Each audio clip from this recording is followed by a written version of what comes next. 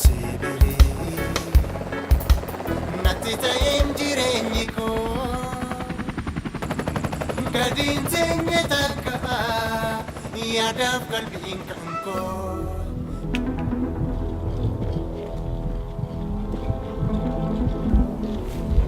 የት አለ ባልሽ? እና ልጆቹን አንዳቸውም የዚህ ሰፈር ልጅ መያዝ አቃታችሁ እንዴ?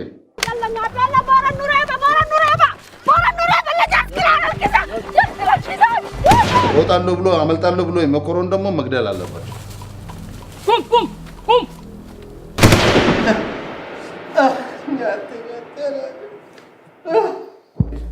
ወደ ማዕከላዊ ውሰዱትና እንደምናደርገው ብዙ ምስጢሮች ስላሉ ግደሉት።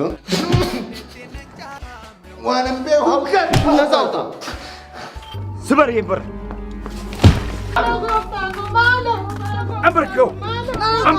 Asumaan ture investeedhaan inni buqqisnaan ijoollee koo faana baadiyyaa gale. Rifeerisni barreessina gara hospitaala biraatti fudhattanii deemtu. Maal? Ani fatiyyoo millee haga qubeellaa walii goonutti sirriitti akka waliin buluu hin dandeenye. Abdii koo baay'ee jaaladha. Anallee jaaladha kun. Taayi mona ilaali. Arraba kiyyarraa rifeensa buqqisi. Yoo ati kufaatii hin taaneen kufe soo abdii jala deemtu. Waan as keessas naqeen jiru. Dhukkuba saree duratti naasawa. Kana booda nan barbaadin. Aangoon kumaa siif ta'uu hin danda'u. Kanaafetti arra booda obboleessaaf obboleetti. Kanaafuu nan barbaadin. Abdii horii dhiiratu horataa abbaa nyaatu hin beekanii jedhan. Maali kun? Waraqaa waamichaati. Sanbata dhuftu kana qubeellaan hidhadha. Abdiin jira. Jireenyaa. Haadhimaa kooti. Jiruu kan koo balleessitee ofii keetii jiraatu.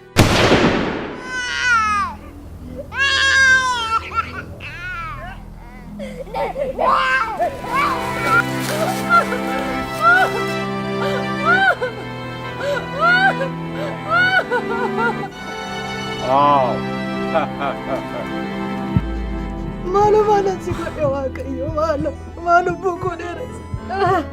Sibiri natti ta'eem jireenyi koo gadiin teenye takka yaadaaf qalbiin kan koo.